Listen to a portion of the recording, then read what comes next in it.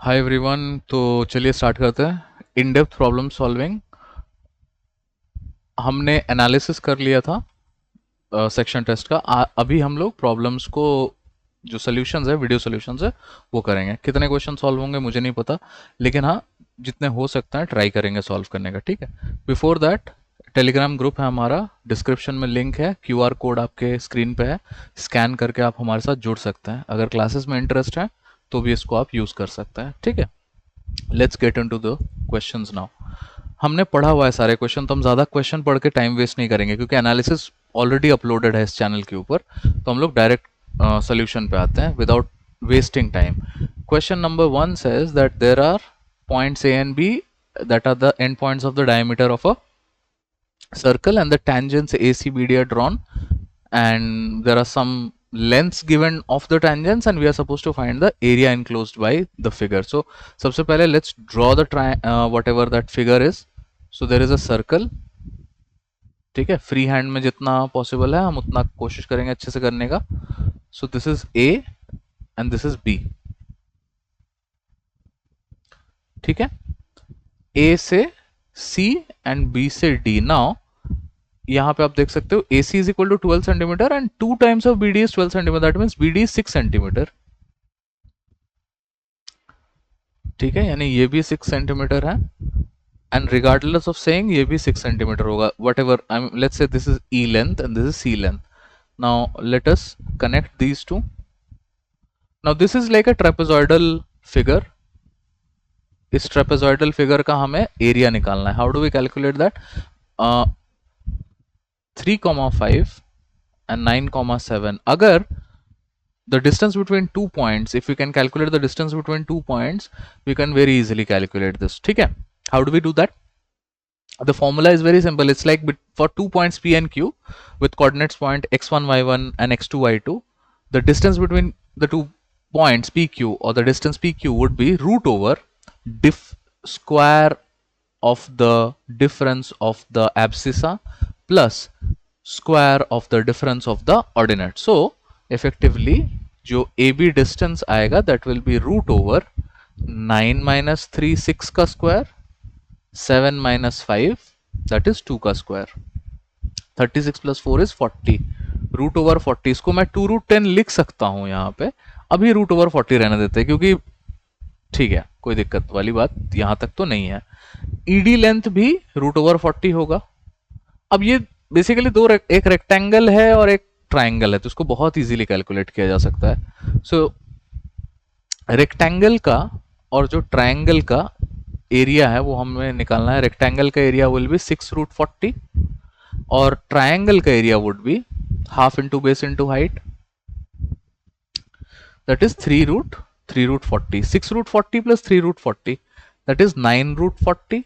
Do we have anything like that in our options? No, हमें root over 10 10 का है। सो अगर मैं 2 को निकाल लूं इसमें, so this will be 18 root over 10। This is an option number 2, so this is my answer. Let's go to the next question. ठीक है, in this question they are giving us that in how many ways 10 identical balls can be distributed among 5 kids such that all of them get at least one ball and no one receives more than 4 balls. This is a grouping का question. ठीक है, grouping ये मैंने आपको उस वक्त भी बोला था जब हम लोग एनालिसिस कर रहे थे। स्टैंडर्ड क्वेश्चन है, इसको सॉल्व करने का तरीका बहुत आसान है। सो if there are 10 identical balls that needs to be distributed among 5 kids, understand one thing, मैं ज़्यादा डिटेल्स में थ्योरी में नहीं जाऊंगा, बट आपको समझा देता हूँ। 10 आइडेंटिकल बॉल्स है, अगर मैं 4 पार्टीशन क्रिएट करूं, 4 पार्टीशन क्यों? क्योंकि 5 बच्चों में डिवाइड करना है, और 5 बच्चों में मैं 4 पार्टीशन से डिवाइड कर सकता हूं। ठीक है, अगर मेरे को 2 लोगों में डिवाइड करना है सपोज, तो मैं कितने पार्टीशंस बनाऊंगा? सिर्फ एक पार्टीशन। ठीक है, जैसे मान लो कि अगर मेरे पास कुछ बॉल्स हैं, मान लो मेरे पास 4 बॉल्स हैं, 2 बच्चों को देना है। 2 बच्चों को देने के लिए मैं क्या 2 पार्टीशन बनाऊंगा? नहीं, 2 बनाऊंगा तो 1 2 3 बन जाएगा। 2 पार्टीशन नहीं, 1 पार्टीशन होगा। So number of partitions will always be less than the number of distribution that needs to be done. सो यहां पे हमें 5 बच्चों में डिस्ट्रीब्यूट करना है, तो पार्टीशन 4 होगा।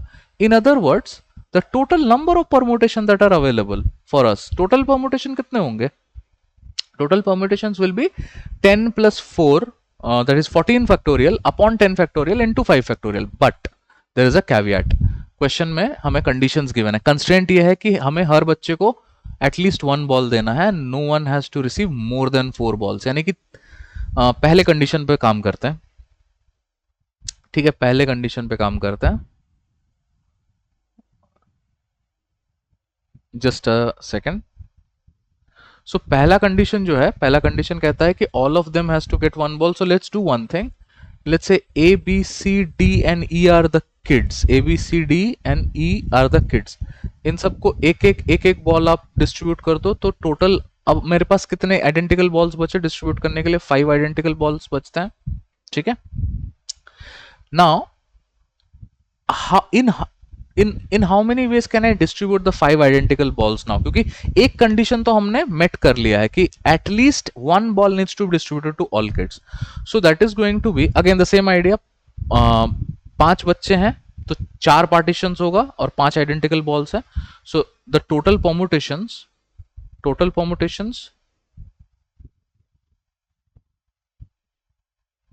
will be 9 factorial upon 4 factorial into 5 factorial. इसको आप चाहो तो 9c4 लिख सकते हो. ठीक है. इसका एक बहुत ही फॉर्मूला भी आता है, n plus r minus one C r minus one करके एक फॉर्मूला आता है. बट वो सब फॉर्मूला याद रहता नहीं है किसी को. ना मुझे याद रहता है, मैं भी भूल जाता हूँ फॉर्मूला, ना तुम्हें याद रहेगा. ठीक है. तो सीधा सीधा फंडा समझो. फंडा ये है, total number of permutation NC4 है. बट क्या ये आंसर है? नहीं, ये आंसर नहीं है. क्यों? क्योंकि इसमें एक पॉसिबिलिटी ये है कि जब हमने सारे बच्चों को एक एक बॉल डिस्ट्रीब्यूट कर दिया और अब हमारे पास 5 आइडेंटिकल बॉल है उनको डिस्ट्रीब्यूट करने के लिए. ठीक है.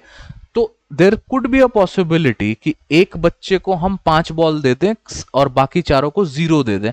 तो इफेक्टिवली एक बच्चे के पास 6 बॉल आ जाएगा और बाकी सबके पास एक बॉल आएगा. वो तो कंडीशन चलेगा नहीं. तो वायलेशंस तो है 9C4 में. तो हमें उन वायलेशंस को एलिमिनेट करना है. How can we do that? तो let's do a very simple idea. So A B C D E जो बच्चे हैं जिनके पास ऑलरेडी +1 है, ठीक है, और मेरे पास 5 बॉल्स है टोटल अभी. Now what I will do is I will give away 4 balls to any one of the kids. I will give away another 4 balls to any one of the 5 kids. In how many ways can I do that? I can do that in 5 ways. ठीक है. You have to remember this क्योंकि 5 बच्चे हैं और किसी एक को 4 balls देने हैं. तो in how many ways can you do that? That is 5 ways, right? Now अब मेरे पास 4 balls मैंने दे दिए. अब मेरे पास सिर्फ एक बॉल बचता है. अब उस एक बॉल को मेरे को डिस्ट्रीब्यूट करना है between 5 people. In how many ways can I do that? एक बॉल है, 5 लोग हैं, डिस्ट्रीब्यूट करना है. 5 ways will be there, right? या 5C4 करो या 5C1 करो. तो this is another 5 ways. So total number of violations that I get is 25. Total permutation से, टोटल नंबर ऑफ परमुटेशन से वायलेशंस को सब्ट्रैक्ट कर देंगे. टोटल परमुटेशन था 9C4 और टोटल वायलेशंस आ रहे हैं 25. What ever this number is, ठीक है, मुझे आंसर याद है. Answer will be 101. So 9C4 calculate करना बड़ा कोई डिफिकल्ट नहीं है, आप आराम से कैलकुलेट कर सकते हो. 9C4 minus 25 will be your answer. ठीक है. चलिए दूसरे क्वेश्चन पे चलते हैं. Question number 3. In what proportion can 3 varieties of milk solution containing 40, 72 and 90% milk respectively should be mixed so that the concentration of the milk in the final solution is 60%. अब इसमें मैंने एनालिसिस में आपसे बोला था कि let's do one thing, let's get rid of the camera feed because I think मुझे भी थोड़ा स्पेस ज़्यादा मिलेगा लिखने के लिए. हाँ, तो हमने डिस्कस किया था एनालिसिस वाले वीडियो में कि ऑप्शन नंबर 4 में मुझे बोथ 1 and 3 दिख रहा है, which is possibly not, which is not possible. क्यों? क्योंकि रेशियोज है. Effectively 40 into some ratio, 72 into some ratio and 90 into some ratio divided by the individual weights. So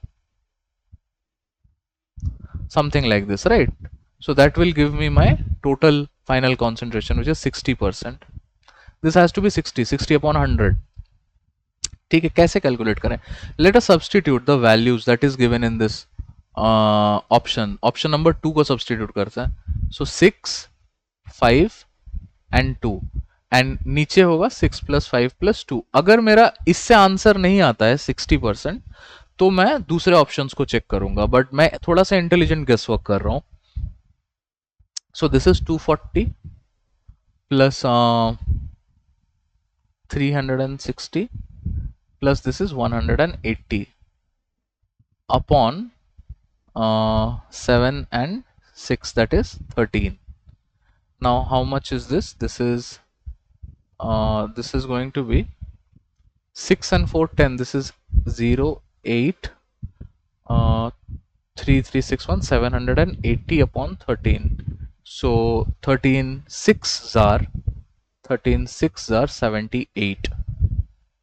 ठीक है, यानी कि ऑप्शन नंबर 2 क्वेश्चन नंबर 3 का जो OA है और जो ऑप्शन है, करेक्ट ऑप्शन है, वो ऑप्शन नंबर 2 है रादर.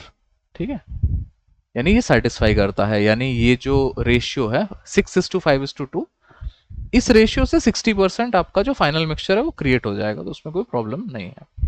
चलिए दूसरे क्वेश्चन पे चलते हैं. क्वेश्चन नंबर 4 पे चलते हैं.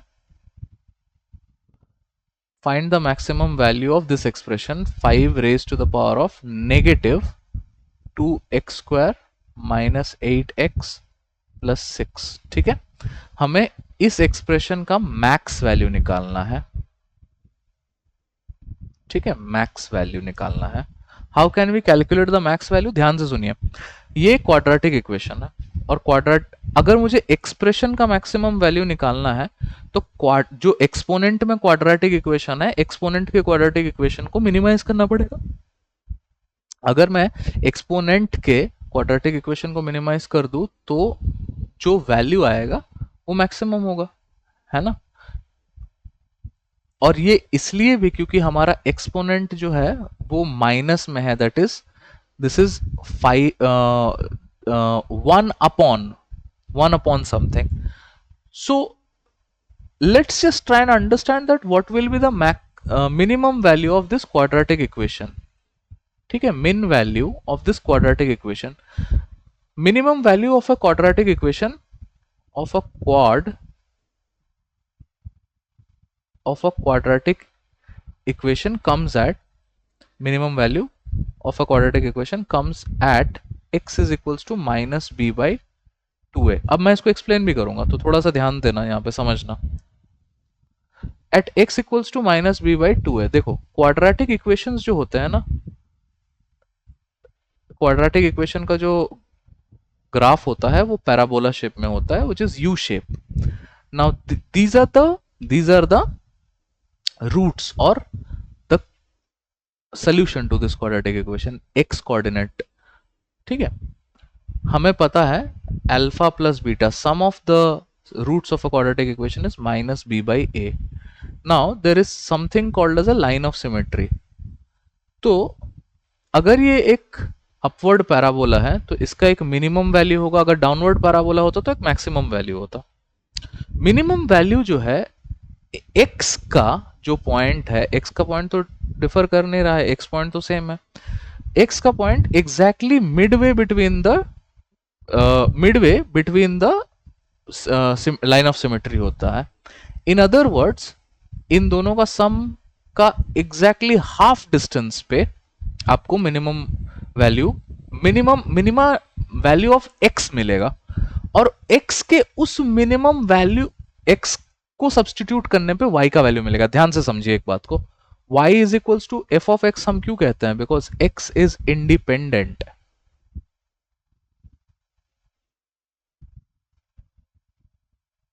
ठीक है, x वैल्यू इंडिपेंडेंट होता है, y डिपेंडेंट होता है, यानी कि x के वैल्यू पे at x equal to some value you get the value of y which is the dependent value.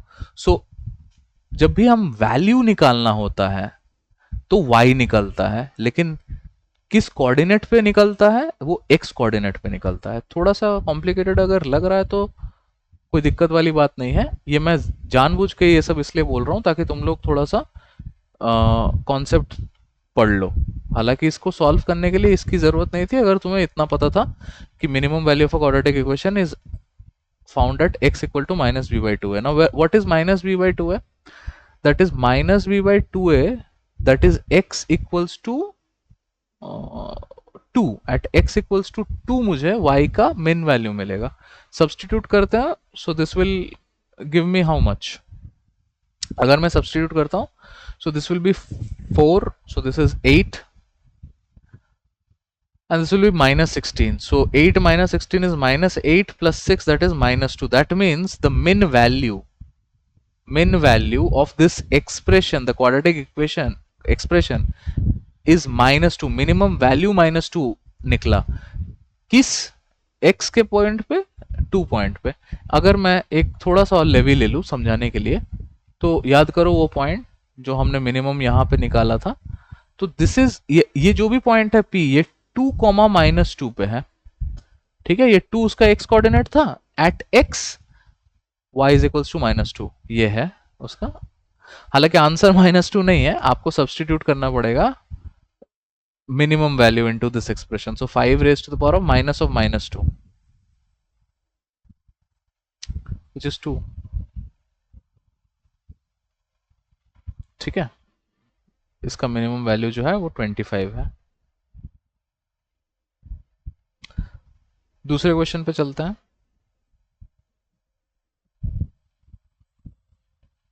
Question number 5 which is now a logarithmic question. ये भी इंटरेस्टिंग है, इजी क्वेश्चन है। Log of 64 to the base of 4th root of 4। तो मैं इसको 4 के power 1/4 लिखना चाहता हूं एक्सपोनेंशियल फॉर्म में, plus log of 625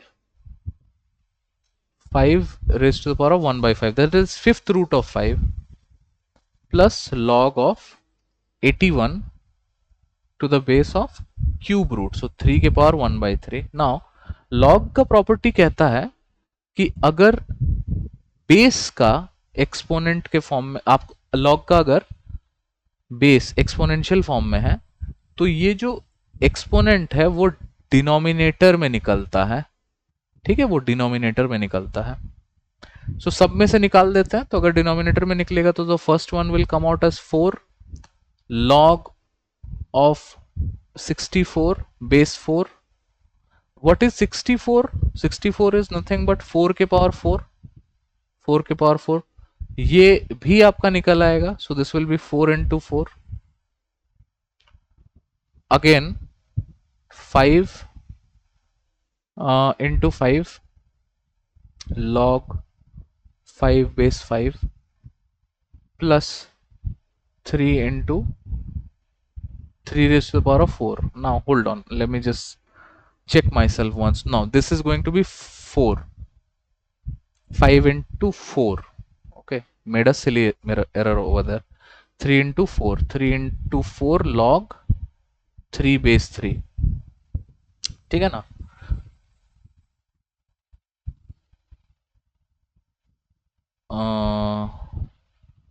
I'm just doing the checking। so 4 into 4 is 16, no, this is also going to be 3, 4 cube, right। 64 4 cube से आता है, 16 into 4 जा 64 होता है, ठीक है। तो सिली मिस्टेक मत करना आप लोग। Now we know that log of a to the base a, सो ये भी 1 हो जाएगा, ये भी 1 हो जाएगा, और ये वैल्यू भी 1 हो जाएगा। Effectively we will be left with 12 plus 20 plus 12, ठीक है। So that is 12 and 12, that is 24 plus 20 is 44। I hope we have a 44। yes, option number 1 44 is the answer, ठीक है। नेक्स्ट क्वेश्चन में आता है A B start moving towards each other. ये डी couple वाला क्वेश्चन है, इसको मैं नहीं सॉल्व करूंगा, ठीक है। Then again there is a question, ये वाला क्वेश्चन है अपने पास, एवरेज मंथली सैलरी वाला है। ये भी क्वेश्चन मैं सॉल्व नहीं करूंगा, इसको आपको सॉल्व करना चाहिए, ठीक है। अगर इसमें प्रॉब्लम आता है तो आप भले contact me, but right now I am not going to solve it. A large cube is divided into 7 cubes, ये करते हैं, चलिए इसको सॉल्व करते हैं। क्वेश्चन कहता है कि there is a large cube that is divided into 7 smaller cubes with their volumes in the ratio volume in the ratio 260 और जो भी है, by what percent is the sum of the longest diagonal of the smaller cube is greater, whatever। देखो इसमें एक चीज समझने वाली है कि there is a cube, ठीक है। if I draw a cube, now this needs to look like a cube, even if it doesn't look like a cube you can still make out what I am saying, ठीक है ना। जिस भी कमरे में आप बैठे हुए हैं उसी को इमेजिन करिए। here you need to understand a very interesting thing, we are trying to locate the diagonal of the cube, so how do I locate the diagonal, so from here to here, ठीक है। यानी कि अगर आप सिर्फ cross section को देखो top down, सो ऊपर से एक व्यू लो, अगर मेरे को किसी एक पॉइंट से दूसरे पॉइंट तक का डायगोनल कैलकुलेट करना है, let us use the unit length, so 1 1 and 1, so this is √/2, और इसी में अगर मेरा एक हाइट चढ़ा हुआ है, ठीक है ना,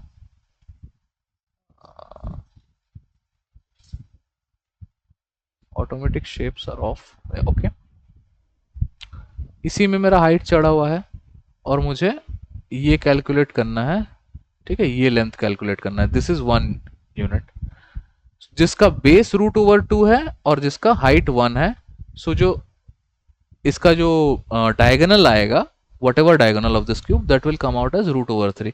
बस इतना फंडा था इसमें कि diagonal of any cube is √/3 times the edge. Diagonal, please write this down, diagonal of a cube is √/3 times of a, ठीक है। you can write this thing down or if you want you can take a screenshot of it as well, so I don't have any problem, but ये आप कोशिश करें याद रखने की। now that I know this, what do I know? I need to find the total volume of the large cube। मैं सबको अगर volume of the cubes given है,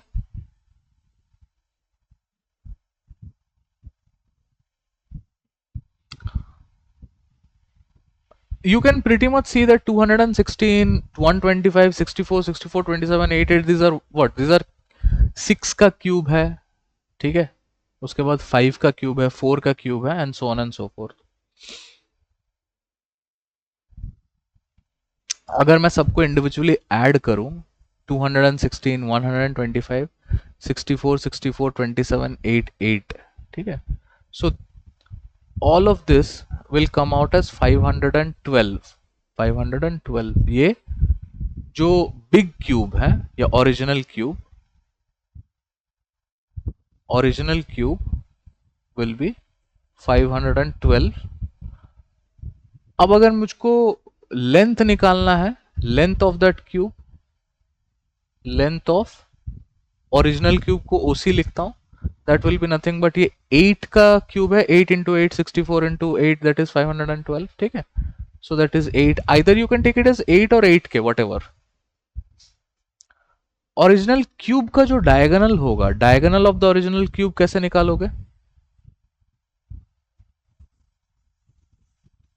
अभी बताया ना, 8√3, 8√3। Now this is the diagonal of the large cube. हमें question में ये पूछा है कि by what percent is the sum of the longest diagonal of all the smaller cube is greater than the longest diagonal of the this thing, यानी कि बाकी जो छोटे छोटे क्यूब हैं उनके डायगोनल से ये कितना छोटा है या वो कितना बड़े हैं, तो कैलकुलेट करना पड़ेगा, थोड़ा सा लेबर इंटेंसिव है, हो जाएगा, चलिए करते हैं। सो स्मॉलर क्यूब का हम कैलकुलेट करते हैं, स्मॉलर क्यूब,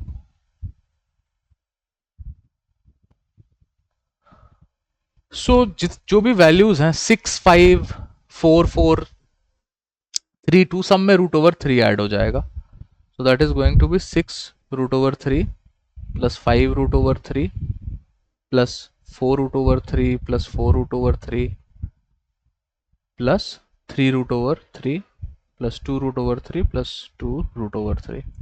अब इसको बस ऐड करना है, सब में √3 है ना। सो this is 6 plus 5 11, 11 plus 5 15, 19, 19 and 5 is 24, 27। ठीक है, कहीं पे मिस्टेक हो रहा है क्या देख लेते हैं एक बार।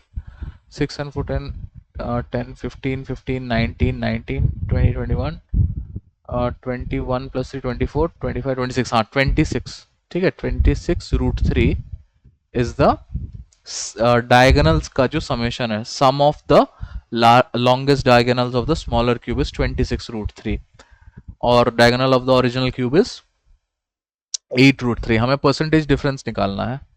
Percentage difference will be 26√3 minus 8√3 upon, then में क्या बोला था देखो जरा, then the original cube, right. So that is 8√3 into 100 करो, ये आपका आंसर है। ठीक है, 26 minus 6 is 20 minus 2 is 18, 18√3 by 8√3 into 100। ये जो वैल्यू आपका आएगा, दिस विल बी रफली equal to 22.5 or 225%. 225% is official answer, that is 1. So this is my answer. We could have done it using a calculator also if you so wish. चलिए, ये question हमने solve किया था on opening ceremony of this Raju fellow. चलो फिर से solve कर देते हैं, ये इजी क्वेश्चन है। Opening ceremony of a bakery, Raju sold the chocolates cake to at a profit of 20%. After a few days, he gets 10% discount on its ingredients, making its original cost to 90% of the initial cost. So वही वाली बात है जो हमने पहले आपको बताया था। अगर हम इनिशियल CP को 100x मानते हैं तो initial SP is 120x and this is because 20% profit उसको हुआ है। केस 2 कहता है CP2 में इंग्रेडिएंट का प्राइस कम होने की वजह से 90% डिस्काउंट मिल रहा है, that is 90% of 100x, that is 90x, but yet he is not compromising on the selling price. He is saying कि मैं जितना 120x पे सेल करता था वो तो करूंगा, बट एक्स्ट्रा और 18 रुपए करूंगा। ठीक है, मोर 18 मोर प्लस दिस थिंग। ये करने के बाद भी भाई साहब का, ये करने के बाद भी 90x और ये करने के बाद भी उसका गेन होता है 40% का। So SP upon CP is equals to 1/4 या फिर SP CP into 1.4 is equal to SP। आप जो भी करना चाहो कर सकते हो। कॉस्ट प्राइस में 1.4% का प्रॉफिट होता है केस 2 में। So we would just use this over there. SP का वैल्यू लिखेंगे 120x plus 18 upon 90x is equals to 1.4, 1.4 49 126। ठीक है, सो 126, so this is 6x is equals to 18, this implies that x equals to 3। हमसे पूछा था क्या, initial cost पूछा था। इनिशियल कॉस्ट हमारा है 300 रुपीज इनिशियल कॉस्ट। ठीक है, 300 rupees. So this is not very difficult as such. Look into this question. There is a weird looking exponential question. I'm not glad, so I'm leaving this one for you guys. Regular polygon. ये question भी हमने solve किया था। मैं आपको शायद हमने discuss किया था, सॉल्व नहीं किया था, तो इसको हम लोग चलिए यहाँ पे सॉल्व कर लेते हैं। So a regular polygon with the number of diagonals is given equal to 9। Now ध्यान देना, नंबर ऑफ डायगोनल्स लिख लो इसको कहीं पे, please right this down. Number of diagonals of n-sided polygon is given by n into n minus 3/2। ठीक है, ये formula होता है। ये फॉर्मूला कहां से आया है ये हमने डिस्कस किया था, मैं फिर से डिस्कस कर दूंगा, but this is given to me as 9। This implies that n square minus 3n is equals minus 18 is equals to 3.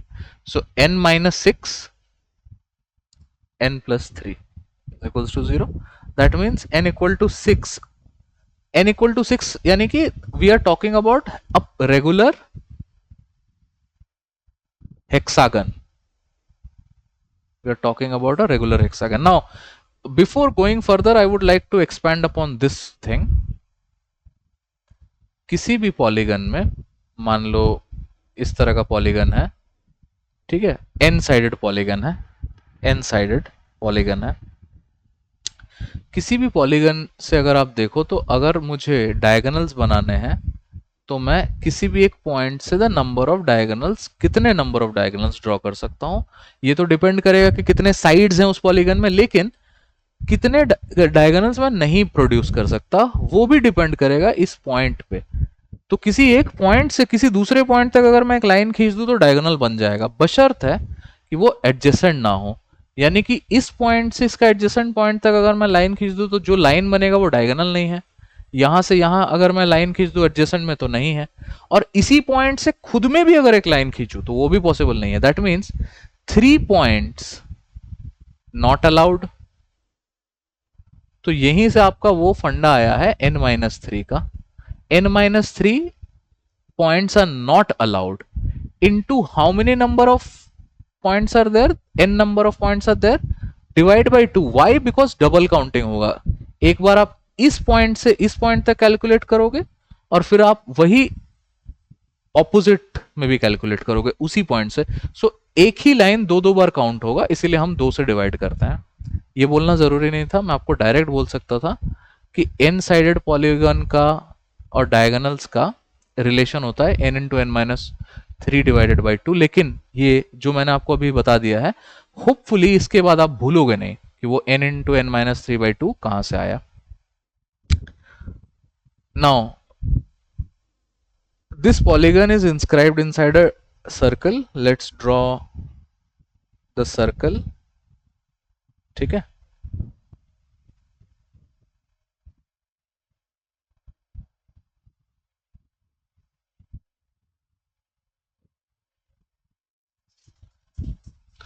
hold on।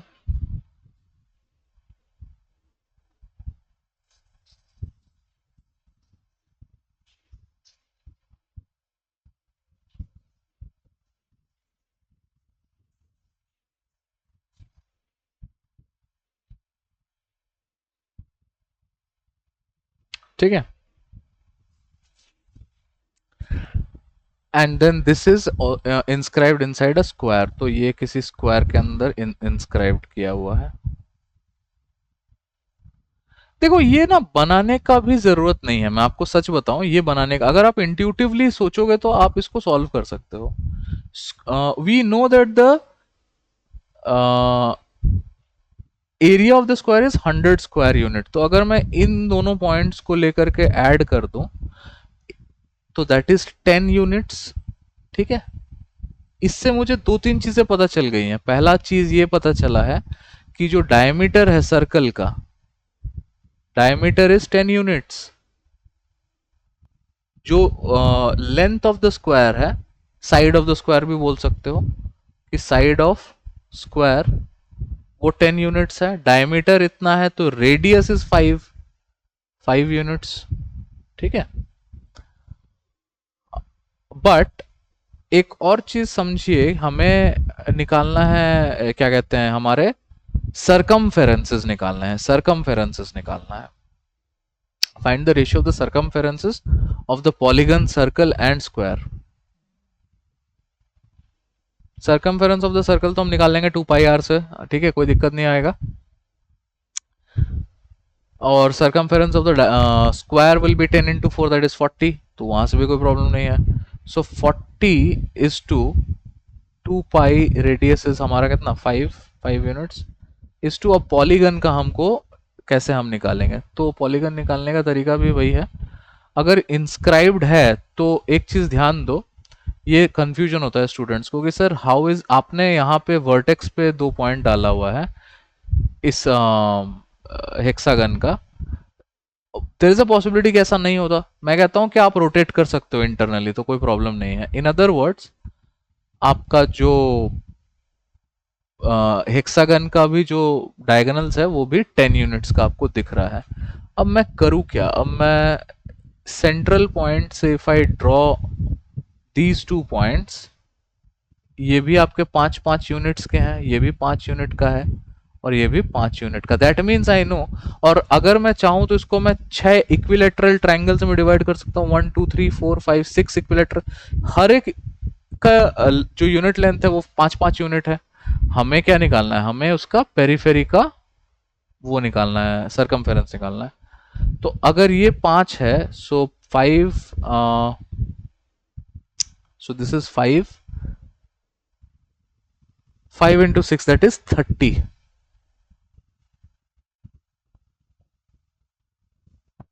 ठीक है, सारे 5-5 यूनिट के हैं। रेगुलर पॉलीगन है ना, तो उतना ही होगा। आप कंफ्यूज मत होना, मैं थोड़ा सा जल्दी जल्दी कर रहा हूं तो। सो this is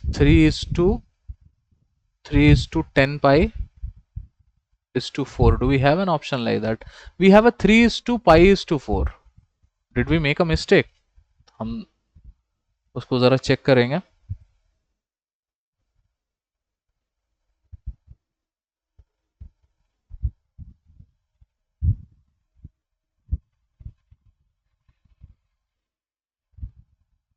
O, I am extremely sorry, यहाँ पे एक सिली मिस्टेक मैंने कर दिया है। जब हम जीरोस को एलिमिनेट कर रहे हैं तो दिस इज ऑल्सो 10 पाई ना।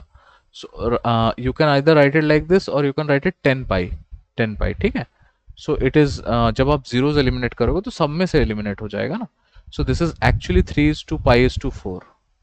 सो आप जब थोड़ा फटीग भी होते हो, बट अगर आपने सही से कैलकुलेट किया है तो आपका जो आंसर है वो आपको ऑप्शन से भी दिखेगा। सो क्वेश्चन नंबर 11 का जो ऑफिशियल आंसर है वो है option 2। Hope that is clear. Next question, how many 3 digit numbers are there which when divided by 2 3 5 7 leaves the remainder this? I don't like these kind of questions। ये Chinese reminder से solve हो सकता है या फिर और भी तरीके से सॉल्व हो सकता है। I am leaving it to you. That's it for today. आज हम यहीं तक रखते हैं। आगे इसका नेक्स्ट सेशन में, क्योंकि 12 क्वेश्चन तक हमने सॉल्व किया, बाकी के 12 क्वेश्चन हम नेक्स्ट सेशन पे सॉल्व करेंगे। Thank you. Before leaving, I would like to let you guys know that हमारे जो क्लासेस हैं वो भी चल रहे हैं। अगर आप चाहो तो क्लासेस में एनरोल कर सकते हो। टेलीग्राम ग्रुप में जुड़ जाओ, पीडीएफ आपको वहाँ मिल जाएगा। हर एक सेशन का पीडीएफ आपको वहाँ मिलेगा।